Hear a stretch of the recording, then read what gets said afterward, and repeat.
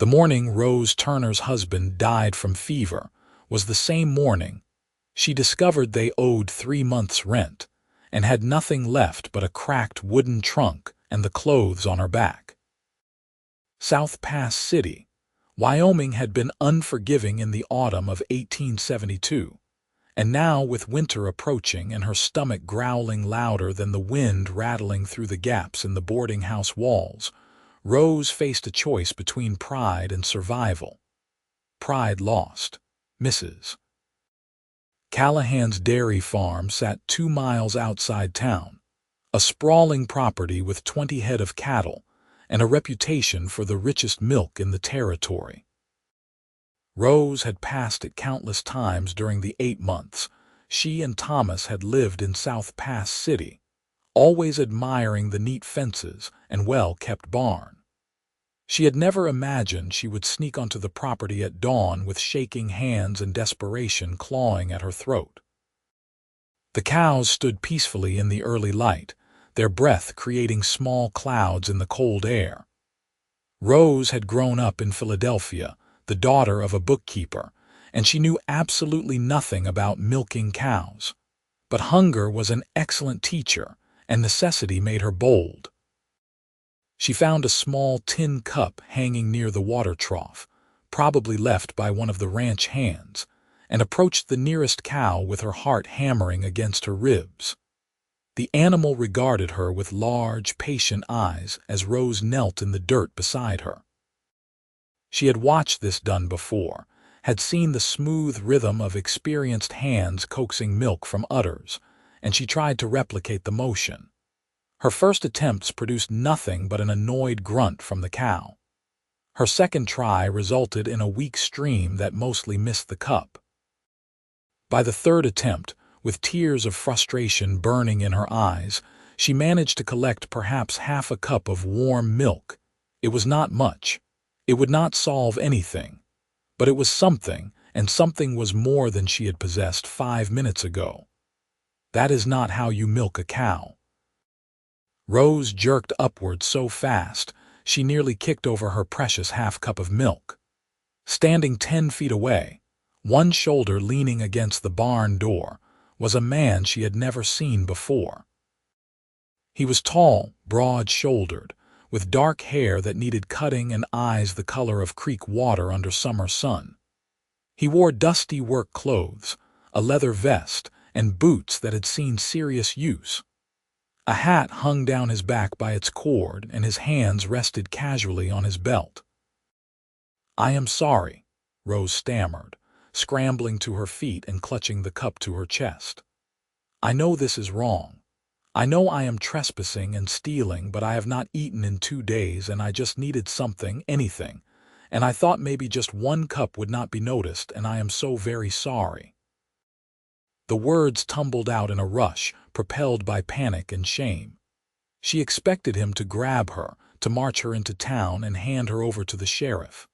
Theft was theft, no matter how small the amount, and Wyoming justice was swift and certain. But the man did not move toward her threateningly. Instead, he pushed off from the barn door and walked closer with an easy, unhurried stride. As he approached, Rose noticed other details: the way his shirt stretched across his chest, the small scar above his left eyebrow, the careful way he moved like someone who had learned to read danger in every situation. "You are doing it wrong," he repeated, stopping beside the cow. "Too tentative. Cows need confidence. They need to know you know what you are doing, even if you do not." He glanced at her tin cup, then at her face, and something in his expression softened. "When did your husband die?" The question caught her off guard. "How did you know?" "I saw the funeral 3 days ago." "Small one up at the cemetery. And I have seen you around town with him before that. You are Mrs. Turner." "Rose," she corrected automatically, then wondered why it mattered what this stranger called her. "Yes, Thomas died Monday. My name is Benjamin Cole. I am the foreman here. Started 2 months back." He studied her for another moment, and Rose felt exposed under that steady gaze, like he could see every desperate thought in her head. Then he did something she never expected. He reached out, took the cup from her hands, and walked toward the barn. "Come with me." Rose hesitated, wondering if this was the moment he would summon Mrs. Callahan or fetch the sheriff. But curiosity and the faint hope that perhaps he might show mercy made her follow. Inside the barn, the air was warmer, thick with the smell of hay and animals. Benjamin moved to a shelf and retrieved a wooden milk pail, the real kind that held several gallons. He carried it back outside to where the cows waited and settled onto a low stool beside the same animal Rose had been attempting to milk. "Watch," he said simply. His hands moved with practiced efficiency, confident and rhythmic. Milk streamed into the pail in steady white streams, and the cow stood peacefully, occasionally flicking her tail. Benjamin made it look effortless, like a kind of meditation, and within minutes the pail was a quarter full. He stood, lifted the pail, and held it out to Rose. She stared at it, not understanding. "What? Take the whole pail? I cannot. I only needed a cup. I cannot steal a whole pail of milk from Mrs. Callahan." "You are not stealing it." Benjamin's voice was calm, matter-of-fact. "I am giving it to you. There is a difference. But it is not yours to give. Actually, part of my wages is paid in goods. Milk, eggs, sometimes meat. This is my share, and I can do whatever I want with it." He pushed the pail closer. "Take it, Rose. You said you have not eaten in 2 days. This will help." Her hands trembled as she accepted the pail. It was heavier than she expected, solid and real, and more than she had dared hope for. Tears welled up again, but this time from gratitude rather than desperation. "Thank you," she whispered. "I do not know how to repay you." "You do not need to repay me." Benjamin picked up her small tin cup from where she had set it down and hung it back on its hook. "But if you are going to be in need for a while, you should learn to do this properly. Mrs. Callahan is not a cruel woman, but she does not tolerate theft. However, she does pay fair wages for fair work. Can you cook?" "Yes, I can cook, clean, so keep books. I helped my father with his accounting business back in Philadelphia." Benjamin's eyebrows rose slightly. "City girl. Is that a problem? Not for me. But it explains why you had no idea how to approach a cow." He gestured toward the farmhouse in the distance, where smoke was beginning to rise from the chimney. "Mrs. Callahan's cook quit last week, ran off to get married to some miner up in the mountains. The old woman has been cooking for herself and complaining about it non-stop. If you want work, I can introduce you." Hope flared in Rose's chest, bright and painful. "You would do that?" "I would. But you need to be honest with her. Tell her you need work, tell her why. She respects honesty." He paused, studying her again with those creek water eyes. "Can you be here at sunrise tomorrow?" "Yes. Absolutely yes." "Then go home. Drink that milk. Try to eat something if you can find it. I will speak to Mrs. Callahan today and smooth the way." He started to turn back toward the barn, then stopped. "Rose, one more thing. Yes, you were brave to come here this morning. Stupid, maybe, but brave. That counts for something."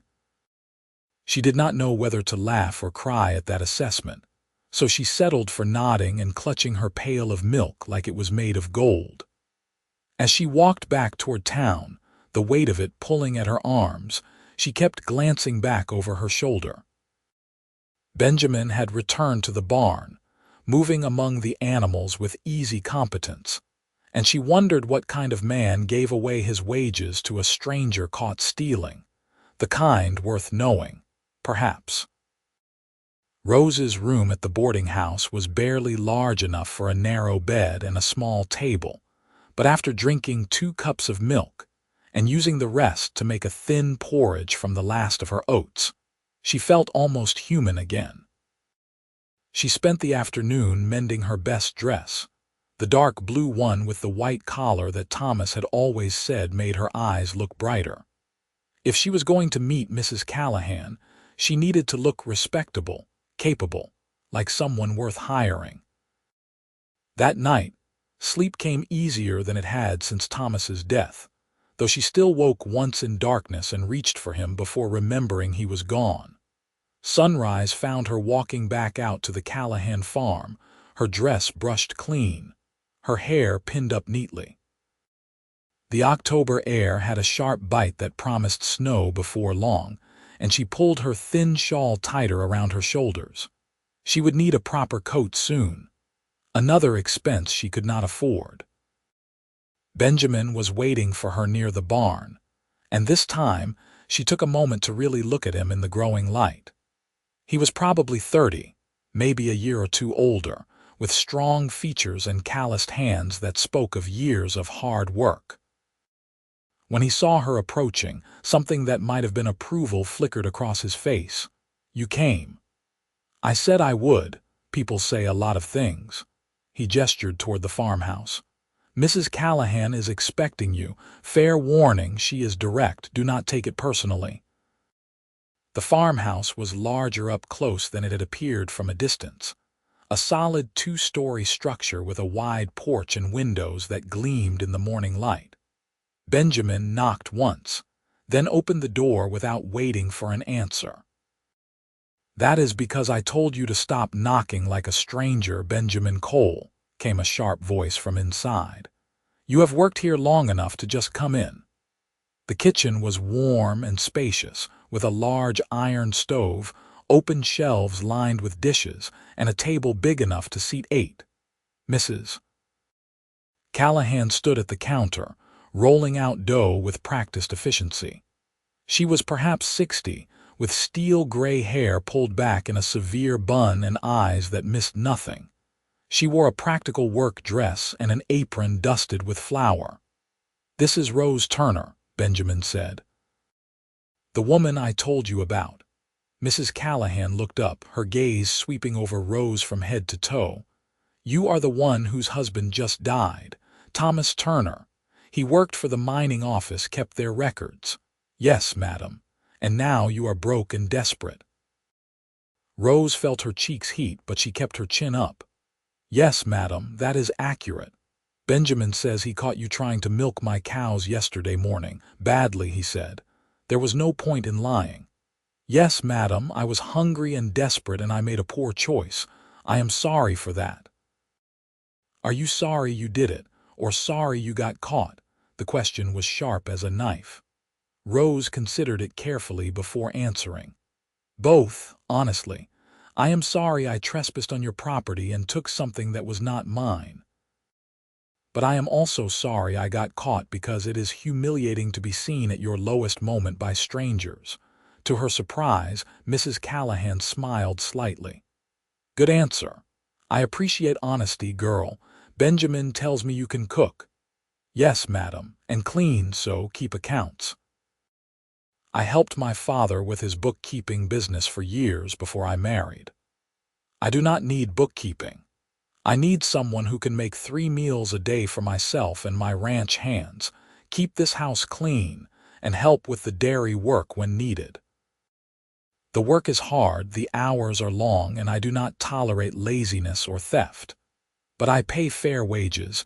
You would have a room here in the house, and meals are included." "Interested?" Rose's heart leaped. A room meant she could give up the boarding house. Meals meant she would not go hungry. Wages meant she could start saving, start rebuilding some kind of future. "Very interested, madam. When would you want me to start? Can you make biscuits?" "Yes, madam." "Then start now. There is flour, butter, milk in the cold pantry there. Benjamin and the other hands will be in for breakfast in an hour. I want to see what you can do." Mrs. Callahan stepped back from the counter, wiping her hands on her apron. "If the food is good and the kitchen is still clean when you are done, the job is yours." It was a test, clearly, but Rose had been cooking since she was 12 years old. She rolled up her sleeves, washed her hands in the basin, and got to work. Benjamin lingered near the door for a moment, catching her eye. He nodded once, a small gesture of encouragement, and then he was gone, his boots echoing on the porch as he headed back to work. Rose lost herself in the familiar rhythms of cooking. She made biscuits light and fluffy, fried up salt pork, scrambled eggs with a bit of cream, and even managed to put together a simple gravy. When Mrs. Callahan came back to inspect, the kitchen smelled wonderful and the table was set for 6. "Can you make coffee?" "Yes, madam." "Then make a pot." "Strong." "The boys like it strong enough to strip paint." By the time Benjamin and 3 other ranch hands came in for breakfast, stomping their feet on the porch and bringing with them the smell of animals and cold air, Rose had coffee steaming in cups and food laid out family style on the table. The men settled into chairs with the weary ease of people who had already been working for hours. Besides Benjamin, there was an older man named Jack with a weathered face and kind eyes, a younger fellow called Danny who could not have been more than 19, and a quiet man named Samuel who nodded politely at Rose but did not speak. They ate with appreciation, making approving noises and reaching for seconds. Mrs. Callahan sat at the head of the table, watching Rose more than eating, and when the meal was finished and the men headed back out to their work, she finally gave her verdict. "You are hired. Fetch your things from town and be back by supper time. Your room is upstairs, second door on the right. We will discuss wages tonight." Relief washed over Rose so powerfully she felt dizzy. "Thank you, Mrs. Callahan. You will not regret this. See that I do not." The older woman's expression softened slightly. "And Rose, you did well this morning. The biscuits were excellent." As Rose walked back to town to collect her few belongings, she felt lighter than she had in months. The sun was climbing higher, burning off the morning chill, and the mountains in the distance looked sharp and clear against the blue sky. She thought about Benjamin's unexpected kindness, about the pail of milk when she had only dared hope for a cup, and she wondered if perhaps Wyoming might offer her a second chance after all. The weeks that followed established a rhythm that Rose found comforting in its predictability. She rose before dawn to start breakfast, cooked 3 substantial meals a day, kept the farmhouse spotless, and learned the basics of dairy work under Benjamin's patient instruction. He taught her how to milk properly, how to read the moods of the animals, how to make butter and cheese. He never mentioned that morning he had caught her stealing, and neither did she, but the memory hung between them like a secret understanding. Mrs. Callahan proved to be demanding but fair, exactly as Benjamin had promised. She expected hard work, but offered praise when it was earned, and Rose found herself genuinely liking the stern older woman. Over evening cups of coffee, Mrs. Callahan shared stories of her life, of the husband she had lost to a ranch accident 15 years prior, of building this dairy farm from nothing through sheer determination. "People think women cannot run operations like this," Mrs. Callahan said one night while Rose washed dishes. "They think we need men to make decisions for us. Nonsense. I built this place, and I have kept it running through droughts, harsh winters, and more than one attempt by neighboring ranchers to buy me out cheap. You remember that, Rose. A woman alone is not helpless. She just has to work twice as hard to prove it." Rose thought of her own situation, of how quickly she had fallen into poverty after Thomas's death, and she nodded. "I am learning that, madam." As October turned to November, Rose noticed herself watching for Benjamin throughout the day. The way he moved through the barn in the early morning light, talking softly to the animals. The way he sat at the breakfast table, usually quiet while the other hands joked and complained, but occasionally offering a dry observation that made everyone laugh. The way his hands looked holding a coffee cup, strong and capable and somehow elegant despite the calluses and scars. She told herself it was merely appreciation for his kindness that first morning. Gratitude and nothing more. She was lying to herself and she knew it. The realization that she was attracted to Benjamin hit her one morning while she was kneading bread dough. He had come into the kitchen to ask about lunch plans, and she had looked up to find him standing in the doorway with his hat in his hands, and something in her chest had tightened painfully. He was handsome, yes, but it was more than that. It was the gentleness in how he treated the animals, the quiet competence he brought to every task, the way he had seen her at her worst and offered help instead of judgment. But Thomas had been dead only 6 weeks. 6 weeks. The guilt that followed her attraction was crushing. What kind of wife was she to look at another man so soon? What kind of woman felt her heart speed up when Benjamin smiled at her over the breakfast table? A lonely one, perhaps. A human one. She tried to push the feelings away, to focus on her work and nothing else. But Benjamin made it difficult by continuing to be exactly himself. Steady, kind, patient. He taught her how to repair harness leather when she mentioned her boots needed work. He brought her a warmer coat one morning, claiming one of the ranch hands had left it behind, though she suspected he had bought it himself in town. He asked about her life in Philadelphia and actually listened to her answers like they mattered. By mid-November, with the first snow beginning to dust the mountains, Rose admitted to herself that she was falling for Benjamin Cole. The admission terrified her. She did not know if she was ready. She did not know if he felt anything similar. She did not know if it was proper or right or fair to Thomas's memory. She only knew that when Benjamin was near, the world felt less harsh. The first real snowstorm hit in late November, dumping 6 inches overnight and turning the world into a landscape of white and gray. Rose woke to find the house colder than usual, and when she came downstairs to start breakfast, she discovered Benjamin already in the kitchen, building up the fire in the stove. "You are up early," she said, tying her apron. "Storm like this means extra work. Animals need more attention." He closed the stove door and stood, brushing his hands off. "I wanted to make sure the fire was going strong before you came down." It was a small kindness, but it made her throat tight. "Thank you." They stood there for a moment, the kitchen still dim in the pre-dawn darkness, and Rose felt the air between them change. Benjamin took a step closer, and she could see the flecks of darker blue in his eyes, could see the way his gaze moved from her eyes to her mouth and back again. "Rose," he said quietly, "I need to tell you something." Her heart hammered. "What?" "I have been trying to keep my distance, trying to be respectful of your situation, of your mourning, but I cannot stop thinking about you." The words came out rough, like they had been held back too long. "That first morning when I saw you in the barn, so desperate and scared but still fighting, still trying, I thought you were the bravest person I had ever met. And every day since, you have proven me right.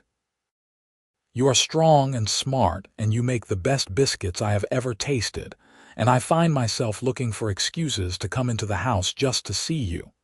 Rose could barely breathe. "Benjamin, I know it might be too soon. I know people will talk if something happens between us. But I need you to know that I care about you, deeply. And if you need more time, I will wait.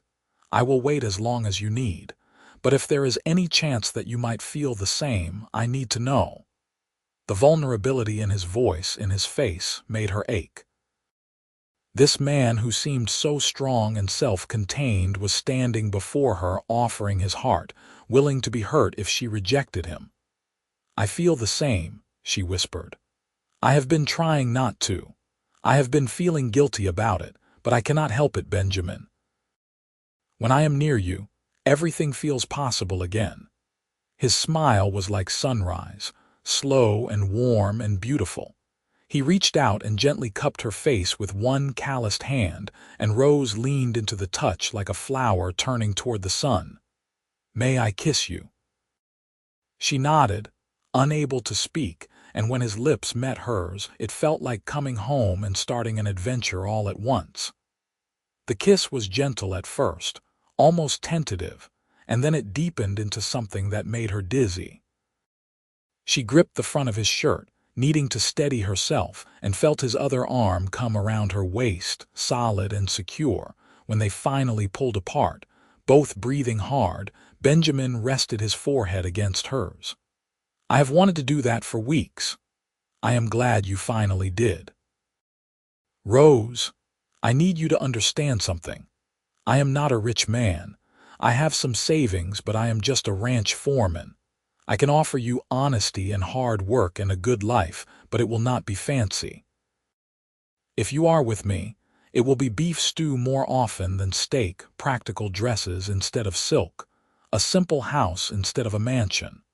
But I will work every day to make you happy, and I will never take for granted what a gift it is to have you beside me." Tears pricked her eyes. "Benjamin, I was willing to steal milk for a single cup. I am not looking for luxury. I am looking for a partner, for someone who sees me as an equal, for love if we can build it." "We can build it," he said firmly. "We already are." They heard footsteps on the stairs, Mrs.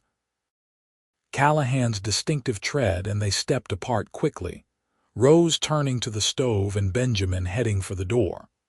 But as he passed her, he caught her hand and squeezed it once, a promise and a secret all at once. Over breakfast, with the other hands complaining good-naturedly about the snow and the extra work ahead, Rose caught Benjamin's eye across the table and felt warmth spread through her chest. Mrs. Callahan, watching them both with her sharp gaze, said nothing, but Rose thought she saw approval in the older woman's expression. The relationship between Rose and Benjamin unfolded gradually over the following weeks, built on stolen moments and quiet conversations. They were careful to maintain propriety, aware that gossip in a town like South Pass City could be vicious, but everyone at the ranch seemed to understand and approve. Mrs. Callahan went out of her way to create opportunities for them to work together, sending them into town for supplies, or assigning them joint tasks around the property. December arrived with bitter cold and more snow. Rose celebrated her first Christmas without Thomas by helping Mrs. Callahan prepare a feast for the ranch hands, and when Benjamin gave her a pair of leather gloves lined with rabbit fur, she kissed him right there in front of everyone. The other hands cheered and whistled, and Mrs. Callahan just smiled into her coffee cup. On New Year's Eve, Benjamin took Rose for a walk to the crest of a hill overlooking the ranch.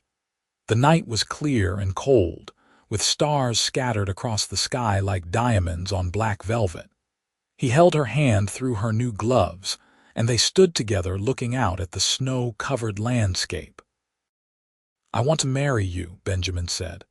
"Not today, not even next month. I want to court you properly, give you time. But I need you to know my intentions, Rose. I want you to be my wife. I want to build a life with you, buy a piece of land someday, maybe start our own ranch. I want children if you want them, and a home where people feel welcome, and 50 years of mornings waking up beside you." Rose turned to face him, her breath creating clouds in the frozen air. "Yes," he blinked. "Yes to marriage, or yes to courtship. Yes to all of it. Yes to being courted properly so people cannot say we rushed. Yes to marriage when the time is right. Yes to a life together, Benjamin. All of it, yes."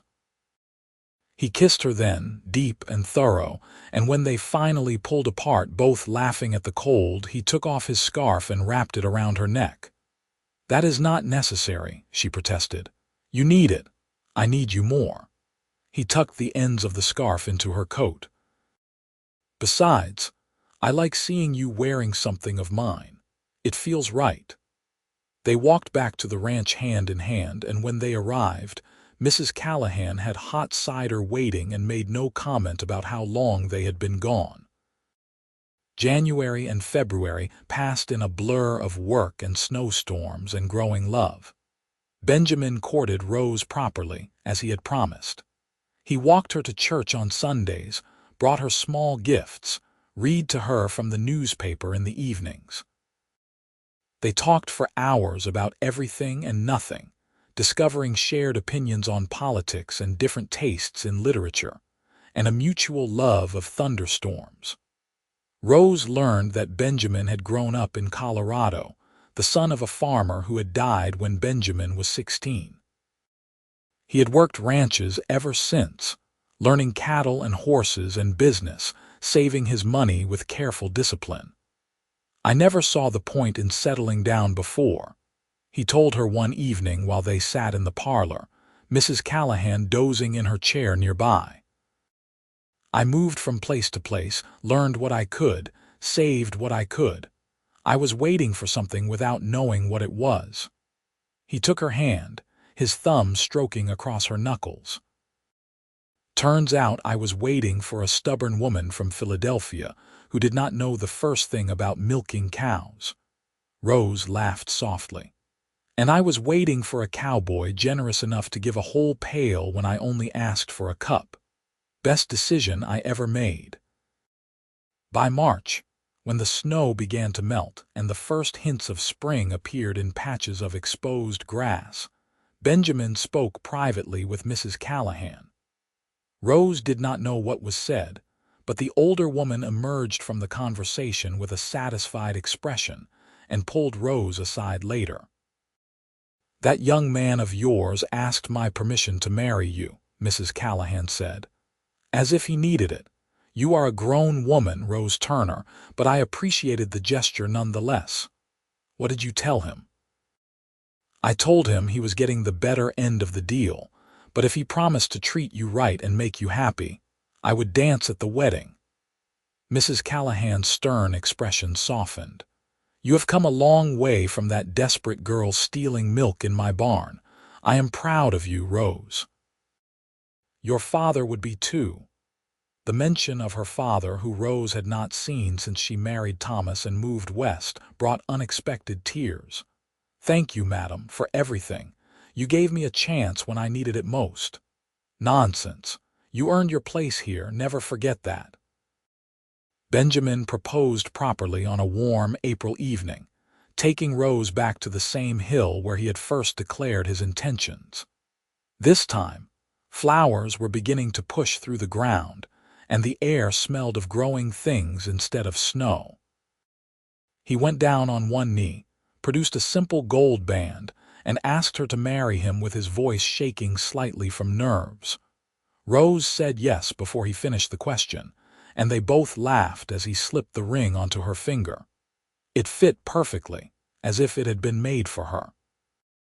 They were married 6 weeks later in the small church in South Pass City, with Mrs. Callahan standing as Rose's witness and Jack, the older ranch hand, serving the same role for Benjamin. Rose wore a new dress of soft green cotton that Mrs. Callahan had insisted on buying as a wedding gift, and Benjamin wore his best suit with a bolo tie. The ceremony was simple and quick, but when the minister pronounced them husband and wife, Rose felt a completeness she had never experienced before.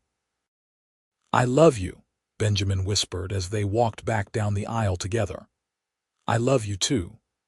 The reception was held at the ranch, with half the town showing up to eat Mrs. Callahan's cooking and dance to music provided by a fiddle player and a man with a harmonica. Rose danced with Benjamin until her feet ached, then danced some more. Jack gave a rambling, heartfelt toast about young love and second chances. Danny, the youngest ranch hand, got drunk on punch and declared loudly that he had known all along they would end up together. Mrs. Callahan did indeed dance, partnering with Samuel for a surprisingly graceful waltz that made everyone applaud. As the sun set and the party continued, Benjamin pulled Rose away from the crowd, leading her to the barn where they had first met. Inside, he had prepared a surprise. A section of the loft cleaned out and furnished with a real bed, blankets, candles, and even a vase of wildflowers. "I thought we deserved privacy for our wedding night," he said. "The ranch house is full of guests and I wanted you to myself. Tomorrow we can move into the foreman's cottage. Mrs. Callahan is giving it to us rent-free as a wedding gift, but tonight I wanted to bring you here where everything started." Rose looked around the transformed space, her eyes stinging with happy tears. "It is perfect. You are perfect." Benjamin pulled her close, his hands settling at her waist. "My wife, I like the sound of that." "My husband," she replied, testing the words. "I like it too." They made love slowly, tenderly, learning each other with patience and care. Benjamin was gentle, attentive, making sure Rose felt cherished and desired. Afterward, they lay tangled together under the blankets, listening to the sounds of the party continuing outside and the soft movements of the animals below. "Are you happy?" Benjamin asked, his fingers tracing patterns on her bare shoulder. "Happier than I knew I could be," Rose answered honestly. "A year ago, if someone had told me my life would lead here, I would never have believed them. But Benjamin, I would not change a thing. Even the hard parts, even the desperate times, because they led me to you." "That morning in the barn," he said quietly, "when I saw you with that tin cup, trying so hard to get even a little bit of milk, I felt something shift in my chest. Like I had been waiting my whole life to meet someone that brave, that determined. I knew right then that you were special, Rose. I just did not know yet that you would become everything." She turned in his arms to face him, her hand coming up to cup his cheek. "You saved me that day. Not just by giving me milk or helping me get this job. You saved me by seeing me as a person, not just a desperate widow. You saw me, Benjamin, and that changed everything."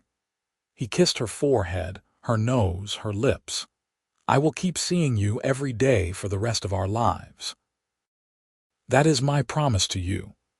They stayed in the barn that night, wrapped in each other and in the quiet peace of their beginning. Outside, the party wound down, guests departed, and the ranch settled into sleep. Inside, two people who had found each other against unlikely odds held tight and dreamed of the future. The foreman's cottage was smaller than the main farmhouse, but large enough for a couple starting out. It had 2 rooms downstairs, a kitchen and sitting area combined, plus a bedroom upstairs under the eaves. Benjamin and Rose spent their first weeks of marriage making it their own, adding curtains Rose sewed from fabric bought in town, building shelves for the few books they owned, planting a small vegetable garden outside. Rose continued working in the main house, cooking for Mrs. Callahan and the ranch hands, though now she walked home each evening to her own space, her own husband. Benjamin still worked long days managing the ranch operations, but he always made time to share meals with Rose, to sit with her in the evenings and talk or read or simply exist together. Summer arrived hot and dry, and the work on the ranch intensified. They had to move the cattle to higher pastures, repair fences damaged by spring runoff, and constantly monitor water sources. Rose helped where she could, learning more about ranch work with each passing week. She could now milk a cow efficiently, help with branding, even assist with difficult births when the animals needed it.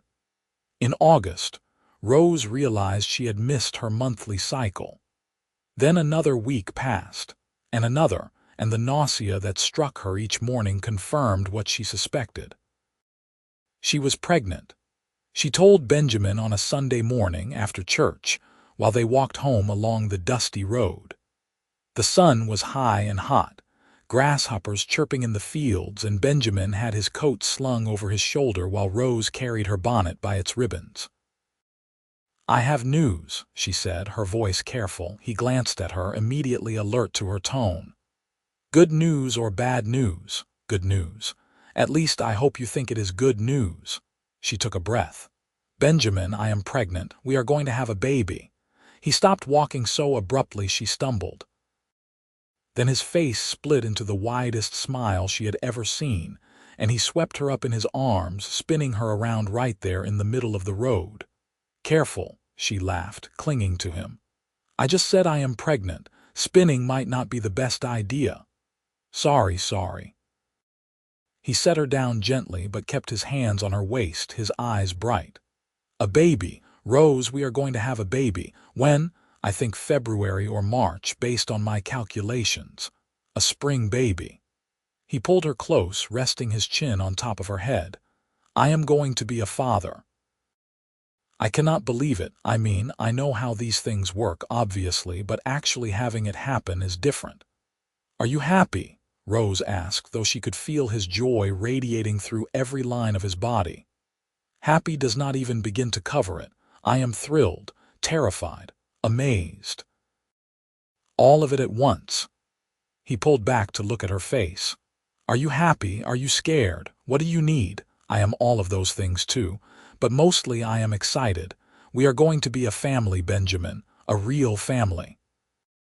They walked the rest of the way home hand in hand, making plans and sharing dreams. Benjamin insisted Rose should reduce her workload immediately, that she should not lift heavy things or stand for too long. Rose laughed and reminded him that pregnant women had been working ranches for generations, but she appreciated his concern. Mrs. Callahan was delighted by the news, immediately launching into stories about local midwives and giving Rose unsolicited advice about everything from morning sickness to preparing a nursery. The ranch hands offered congratulations with varying degrees of embarrassment, and Danny, still only 20, went pale at the very idea of babies and had to sit down. The pregnancy progressed well through the fall. Rose's morning sickness faded by October, replaced by an appetite that made her constantly hungry and a tiredness that sent her to bed early each night. Benjamin was attentive to the point of being comical, constantly asking if she needed anything, if she was comfortable, if she should sit down. "I am pregnant, not made of glass," Rose teased one evening when he tried to prevent her from reaching for a book on a high shelf. "I know. I just want to take care of you." "You do take care of me, every single day, but you also need to let me take care of myself." She softened her words with a kiss. "I promise to tell you if I need help, all right, but I reserve the right to hover a little bit. A little bit I can accept." As winter approached and Rose's belly grew round, they began preparing the cottage for the baby. Benjamin built a beautiful wooden cradle, carved with delicate flowers that must have taken him hours. Rose sewed tiny gowns and blankets, her hands moving automatically while her mind wandered to images of the child they would soon meet. Would it be a boy or girl? Would they have Benjamin's eyes or her dark hair? Would they be healthy and strong? The last question worried her most. She had heard too many stories of babies who did not survive birth, of mothers who died in childbirth. Medicine in Wyoming was better than nothing, but it was far from perfect, and complications could turn deadly fast. Benjamin seemed to sense her fears without her speaking them. One night in late January, with snow falling softly outside and Rose unable to sleep despite her exhaustion, he held her close and spoke quietly. "I am scared too," he admitted. "I am terrified something will go wrong, but Rose, you are the strongest person I know. You survived losing your husband, being broke and alone in a strange place, starting over from nothing. You can survive this too. We will get through it together. What if something happens to me? Nothing is going to happen to you. But what if it does? Promise me you will take care of our baby. Promise me you will love them enough for both of us if I am not here." "Rose, stop." His voice was firm. "You are going to be fine. The baby is going to be fine. I refuse to consider any other outcome. We have come too far, built too much to lose it now." She wanted to believe him. She tried to draw strength from his certainty, but the fear lingered, a shadow in the corners of her mind. February arrived with milder weather than expected, the snow melting in patches and revealing the brown earth beneath. Rose felt huge and ungainly, her back aching constantly, the baby sitting so low she waddled when she walked. The midwife, a capable woman named Mrs. Patterson, had examined her twice and pronounced everything normal, but Rose still felt anxious. The labor began on a Thursday morning, a week earlier than they had expected. Rose was helping Mrs. Callahan with breakfast when the first contraction hit, a tightening across her belly that made her gasp and grab the edge of the table. "Is it time?" Mrs. Callahan asked, instantly alert. "I think so. Benjamin," the older woman hollered, and her voice could have carried across 3 counties. "Benjamin Cole, get yourself in here now." He appeared within seconds, took one look at Rose's face and went pale. "The baby?" "Yes." Rose tried to smile despite another contraction starting. "I think our child has decided today is the day." What followed was a blur of activity. Benjamin helped Rose back to the cottage while Mrs. Callahan sent Danny racing into town to fetch Mrs. Patterson. Jack and Samuel took over the ranch work without being asked, telling Benjamin to focus on his wife. The foreman's cottage became a hub of organized chaos, with Mrs. Callahan boiling water, laying out clean linens, and generally taking charge while Benjamin held Rose's hand and tried not to panic. The labor was long and painful, lasting through the afternoon and into the evening. Mrs. Patterson arrived and took control with calm authority, checking Rose's progress, offering encouragement, giving instructions. Benjamin stayed at Rose's side the entire time, letting her squeeze his hand until she thought she might break bones, wiping her face with cool cloths, telling her she was doing wonderfully even when she cursed him for getting her pregnant in the first place. "I know," he said, smiling despite his worry. "This is entirely my fault. You can be as angry at me as you need to be." "I am not really angry," Rose panted between contractions, "but this hurts more than I thought possible." "You are almost there, Mrs. Patterson said from her position at the foot of the bed. "I can see the head. A few more pushes, Rose. You can do this." Rose bore down with everything she had, screaming through the pain, and then suddenly there was a release and a moment of stunned silence before a baby's cry filled the room. The sound was the most beautiful thing she had ever heard. "It is a boy," Mrs. Patterson announced, lifting the red-faced, squalling infant. "A healthy baby boy." Benjamin was crying, tears streaming down his face as Mrs. Patterson cleaned the baby and wrapped him in a soft blanket before placing him in Rose's arms. The child was tiny, wrinkled, perfect. He had a shock of dark hair, and when he opened his eyes, they were the same creek water blue as his father's. "Hello," Rose whispered, exhausted and exhilarated and overwhelmed. "Hello, little one, we are your parents. We love you so much." Benjamin leaned over them both, one hand gently touching the baby's head. "He is perfect. Rose, you did it. You brought our son into the world." "We did it," she corrected. "Together." They named him William Benjamin Cole, William for Rose's father, Benjamin for his own. They called him Will from the start, and he fit into their lives as if he had always been there. Benjamin proved to be a devoted father, getting up for night feedings, walking Will around the cottage when the baby fussed, staring at his son with open wonder at the smallest things. Rose recovered slowly from the birth, regaining her strength over the following weeks. Mrs. Callahan was invaluable, taking over most of Rose's duties in the main house and bringing meals to the cottage so Rose could rest. The ranch hands all came to visit, awkwardly offering congratulations and peering at the baby like he might break if they looked too hard. As spring arrived properly, turning the world green and filling the air with the smell of growing things, Rose sat on the porch of the cottage one evening with Will in her arms and Benjamin beside her. The sun was setting, painting the sky in shades of orange and pink, and the ranch was quiet except for the lowing of cattle in the distance. "You ever think about that morning?" Rose asked. "The morning we met, all the time," Benjamin admitted. "You, standing there in the barn with that tiny cup, looking terrified and determined all at once. I think about how easily I could have handled it differently. I could have reported you, could have turned you away, and then I would have missed all of this." He gestured at the cottage, at Will sleeping peacefully, at Rose beside him. "Everything good in my life started that morning. Mine, too. When you said to take the whole pail, I thought you were either crazy or the kindest man I had ever met. Turns out you were both." He laughed softly. "I am not crazy. I just recognized something special when I saw it.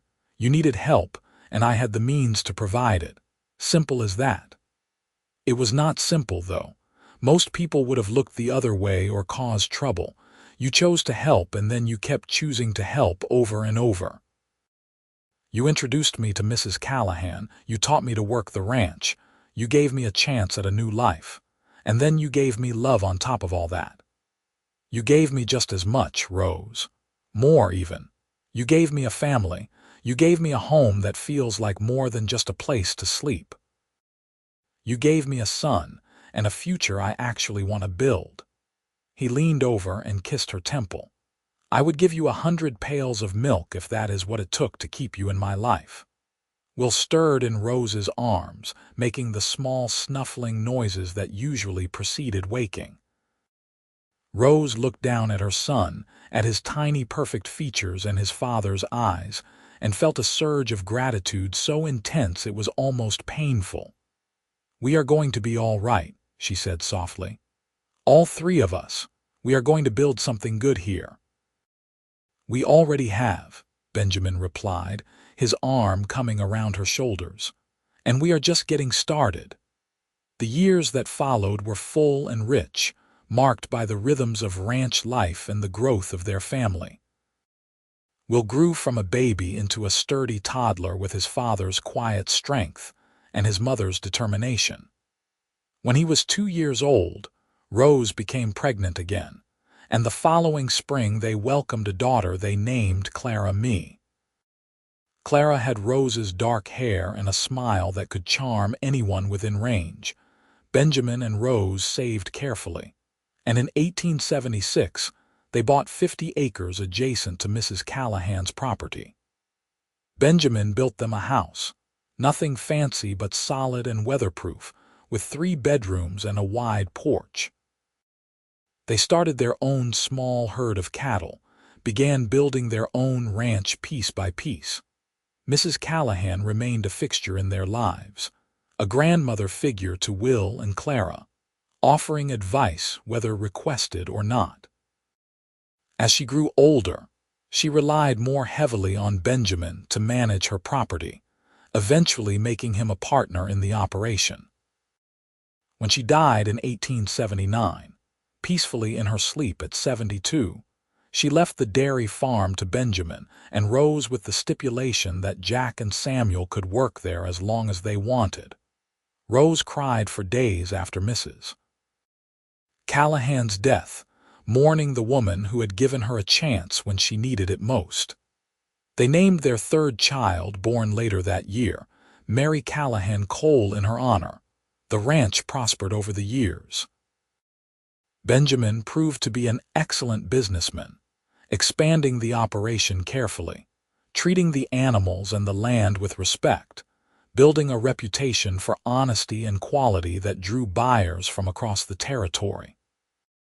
Rose managed the household and the dairy operations, raised their children, and kept the books with the skills her father had taught her so long ago. They faced hardships, too. A drought in 1880 killed a quarter of their herd. A winter storm in 1882 trapped them in the house for a week with dwindling supplies and 3 young children going stir-crazy. Benjamin broke his leg badly in 1884 when a horse threw him, and Rose had to manage everything alone for 2 months while he recovered. But they faced each challenge together, supporting each other through the bad times and celebrating during the good. Benjamin never stopped looking at Rose like she was the most precious thing in his world. Rose never stopped feeling grateful for the cowboy who had given her a whole pail when she only dared ask for a cup. Will grew into a capable young man, learning ranch work at his father's side, already talking about starting his own spread when he came of age. Clara proved to have a head for numbers even better than her mother's, keeping meticulous records of cattle prices and feed costs before she was 10. Mary was fearless, climbing everything in sight and declaring she wanted to be a cowboy just like her father, much to Benjamin's amused delight. In the summer of 1885, when Will was 12, Clara was 9, and Mary was 6, Rose's father came to visit from Philadelphia. Rose had maintained correspondence with him over the years, and he had sent money when he could, but they had not seen each other since her first marriage. He arrived by stage on a hot July afternoon, an older version of the man Rose remembered, and when she ran to embrace him on the porch, both of them were crying. "Let me look at you," he said, holding her at arm's length. "My little girl, you look so happy, Rose, so strong and healthy and happy." "I am happy, Papa. Come inside. Meet your grandchildren and your son-in-law." The visit lasted 2 weeks, during which her father got to know Benjamin and the children, toured the ranch, and learned everything about Rose's life in Wyoming. On his last evening, he and Benjamin sat on the porch while Rose put the children to bed, and when she came out to join them, she found them deep in conversation. "Your husband was just telling me about how you met," her father said, smiling at her in the lamplight. "The story about the milk pail." Rose felt her cheeks warm. "He gave me a whole pail when I was trying to steal just a cup, changed my entire life." "That is because I knew quality when I saw it," Benjamin said. "Still do." Her father stood and embraced Rose tightly. "I am so glad you found him, Rose. I worried about you after Thomas died. I worried you would struggle alone out here with no family, but you built a family and a good life, and I could not be prouder of you." "Thank you, Papa. That means everything to me." After her father returned east, life settled back into its comfortable patterns. The ranch continued to grow. The children continued to thrive. Benjamin's hair started to show gray at the temples, and Rose found laugh lines around her eyes when she looked in the mirror, marks of a life well lived. In 1888, when they had been married 14 years, Benjamin woke Rose early one morning and told her to pack a bag. He had arranged for Jack and Samuel to watch the children for 3 days, and he was taking her on a trip. "Where are we going?" Rose asked, curious and delighted. "You will see." He drove them to a spot in the mountains, a meadow full of wildflowers with a view of the valley below. He had brought a tent, supplies, and all the fixings for a proper camping trip. They spent 3 days alone together, talking and laughing and making love like newlyweds, away from the demands of children and ranch work. On the last evening, as they sat by the campfire watching the stars emerge, Benjamin pulled something from his pocket. It was a small carved wooden box, and when Rose opened it, she found a delicate necklace inside, a gold chain with a small pendant in the shape of a milk pail. "I had this made for you," Benjamin said. "I wanted you to have something that reminded you of where we started. That morning in the barn, when you were so brave and desperate, trying to get just a little bit of milk to survive another day. I want you to remember that I saw you then at your lowest, and I thought you were magnificent. And every day since, you have proven me right over and over again." Rose's eyes filled with tears as she lifted the necklace from the box. "Benjamin, it is beautiful. You are beautiful. Inside and out, strong and smart and brave and kind. You are the best thing that ever happened to me, Rose Cole, the very best thing." She clasped the necklace around her neck, feeling the pendant rest against her skin. "I love you. I have loved you for so long now that I cannot remember what it felt like not to love you. I love you too. Always." They made love under the stars that night, slow and tender. Two people who had built a life together and intended to keep building it for as long as they were given. The children grew older, each finding their own path. Will married a rancher's daughter from a neighboring spread and started his own operation with his father's help and advice. Clara went to Denver to study business, shocking everyone in town but making her parents incredibly proud. Mary, true to her fearless nature, became one of the few female ranch hands in the territory, working her parents' land and eventually taking over management as Benjamin eased into semi-retirement. Rose and Benjamin grew old together, their love deepening with each passing year. They celebrated 25 years of marriage, then 30, then 40. Their hair turned silver, their hands became gnarled with age and arthritis, but they still sat together on the porch each evening, watching the sun set over the mountains. On their 50th wedding anniversary in 1924, their children and grandchildren gathered at the ranch for a massive celebration. Will and his wife brought their 4 grown children. Clara traveled from Denver with her husband and twins. Mary, still unmarried and devoted to the ranch, organized the entire event. There was music and dancing and more food than anyone could possibly eat. Neighbors came from miles around to celebrate the couple who had built an empire from nothing, who had loved each other through 5 decades of joy and hardship. Late in the evening, when the party was winding down and the younger grandchildren were asleep in piles of blankets inside the house, Rose and Benjamin slipped away to walk slowly down to the old barn where they had first met. The structure was weathered now, showing its age though it was still sound. They stepped inside, and Rose could almost see her younger self standing there in the early morning light, terrified and desperate, holding a tiny tin cup. 50 years, Benjamin said softly, his arm around her waist. 50 years since I walked into this barn and found you trying to milk a cow. Worst milking attempt I have ever seen, by the way. Rose laughed, leaning into him. I improved, did I not? You became excellent at it. You became excellent at everything, at being a wife, a mother, a partner. At building a life that matters. We built it together, Rose reminded him. Everything we have, everything we are, we built together, from one pail of milk to all of this. Benjamin turned to face her, cupping her face in his weathered hands. If I could go back and do it all again, I would not change a single thing.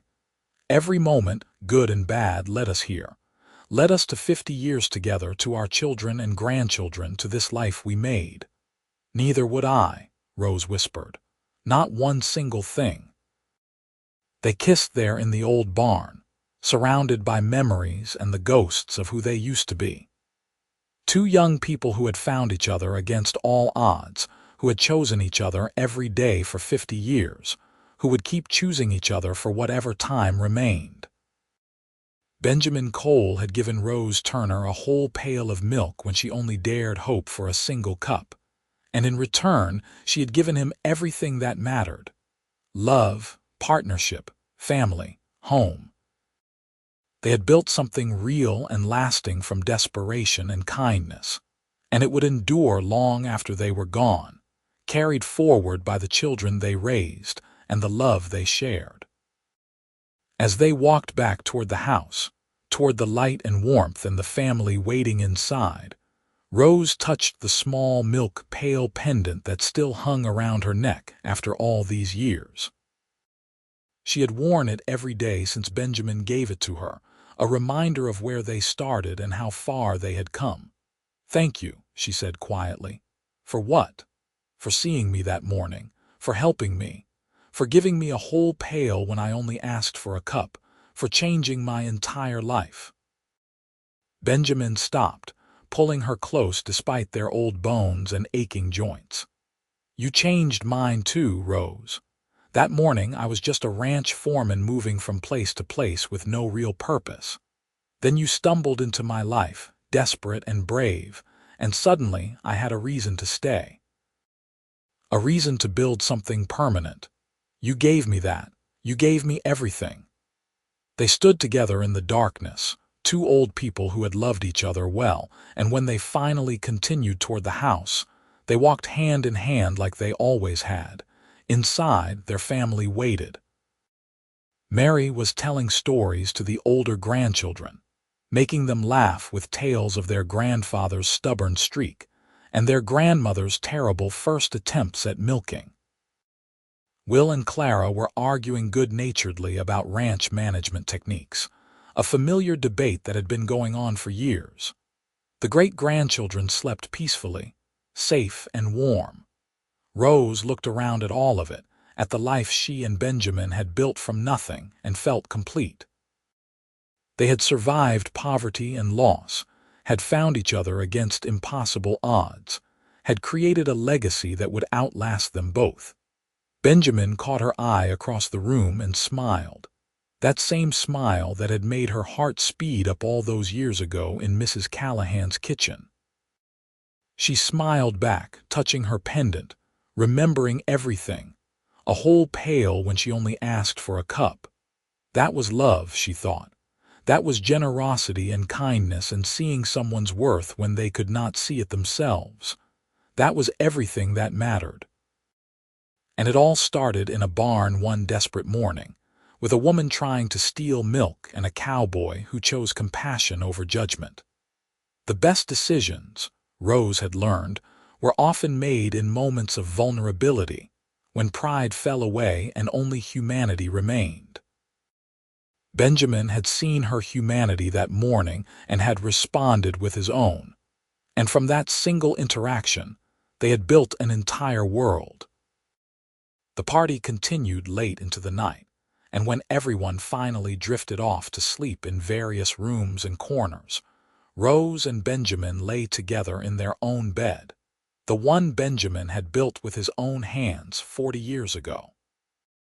The windows were open, letting in the summer breeze, and somewhere outside a coyote howled at the moon.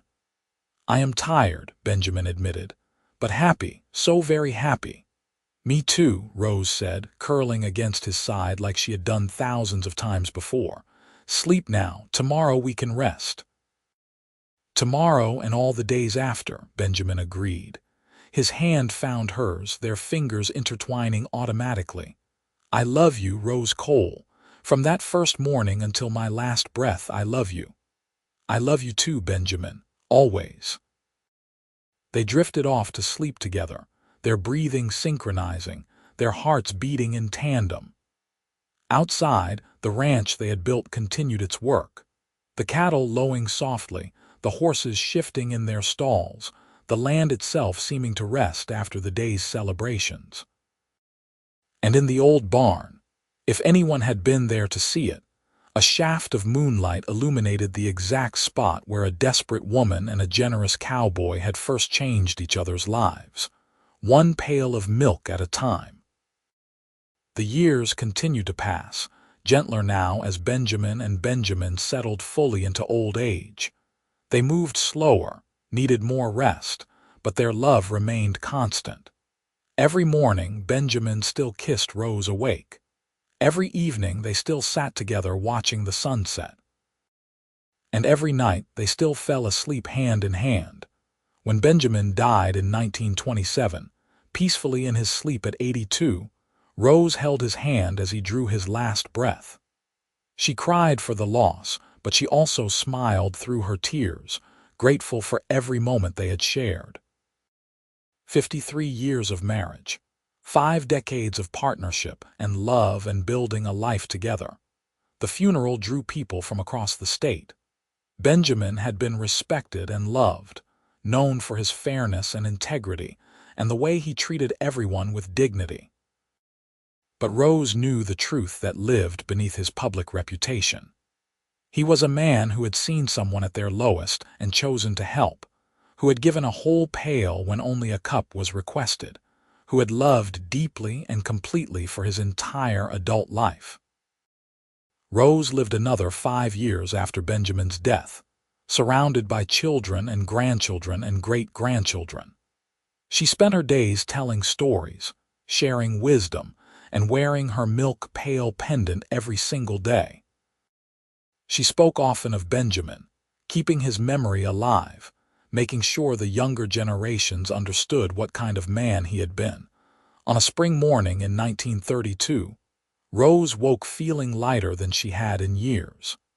She dressed carefully, pinned up her white hair and clasped her pendant around her neck. Then she walked out to the old barn, moving slowly but with purpose. Mary found her there an hour later, sitting peacefully on an old stool, a serene smile on her face. She had died quietly, alone with her memories, in the exact spot where she and Benjamin had first met 60 years earlier. At Rose's funeral, Mary stood and told the story her mother had shared so many times, about a desperate morning, a tin cup, and a cowboy who gave a whole pail of milk instead. About kindness that changed lives, about love that built empires, about two people who found each other against all odds and chose each other every day thereafter. My mother used to say that the best things in life start with small acts of generosity, Mary said, her voice steady despite her grief. She said my father saw her at her worst and loved her anyway, saw her need and met it without judgment, saw her potential and helped her reach it. And that is the legacy they leave us. Be generous, be kind, see people's worth even when they cannot see it themselves.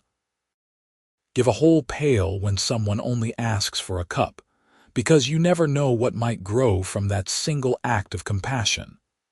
The ranch passed to Mary, who ran it with the same integrity her father had shown. Will's children and Clara's children came to work the land in summers, learning the same lessons Benjamin and Rose had taught their own children. The story of the milk pail became family legend, passed down through generations, a reminder of where they came from and what mattered most. And on the wall of the ranch house, in a place of honor, hung a small wooden box containing a gold necklace with a pendant shaped like a milk pail. Beside it was a photograph from Benjamin and Rose's 50th anniversary, the two of them standing hand in front of the old barn, smiling at each other like newlyweds, their love evident in every line of their aged faces. Below the photograph, a small plaque read, "Give the whole pail. Love generously. Build something that lasts." It was a simple message, but it contained everything Benjamin and Rose had learned in their years together. Everything that mattered. Everything that endured. The barn still stood, weathered but sound, a monument to where it all began. And on quiet mornings when the light hit just right, you could almost see them there. A desperate woman with a tin cup and a generous cowboy with a whole pail, about to change each other's lives forever. That was how love worked, the family came to understand. Not in grand gestures or elaborate plans, but in simple moments of kindness, in seeing someone's need and meeting it, in giving more than was asked because you recognized something worth nurturing. Benjamin Cole had given Rose Turner a pail of milk 60 years earlier, and from that single act of compassion, an entire legacy had grown. Children and grandchildren and great-grandchildren, all carrying forward the values those two people had lived by. Hard work, integrity, generosity, love that endured through every hardship. The ranch continued for generations, always in family hands, always honoring the people who started it all. And every person who worked that land, who walked through that old barn, who heard the story of the milk pail, understood that they were part of something larger than themselves. They were part of a love story that began in desperation and grew into something beautiful, something lasting, something that proved the power of choosing compassion over judgment. Rose Turner had gone to steal a cup of milk and found a whole life instead. Benjamin Cole had given a pail to a stranger and received everything that mattered in return. Together, they had built a legacy that would outlive them both, carried forward in the hearts and actions of everyone they touched. And that, in the end, was the truest measure of a life well lived. Not what you accumulated, but what you gave away. Not what you took, but what you built. Not the desperate moments that brought you low, but the generous acts that lifted you up and the love that sustained you through all the years between. In the wild west of Wyoming in 1872, a woman tried to milk a cow for a single cup. A cowboy said, "Take the whole pail." And from that moment, everything changed. Everything grew. Everything became possible. That was their story. That was their gift. That was the legacy they left behind. Love given freely, generosity offered without expectation, kindness that changed the world one pail at a time.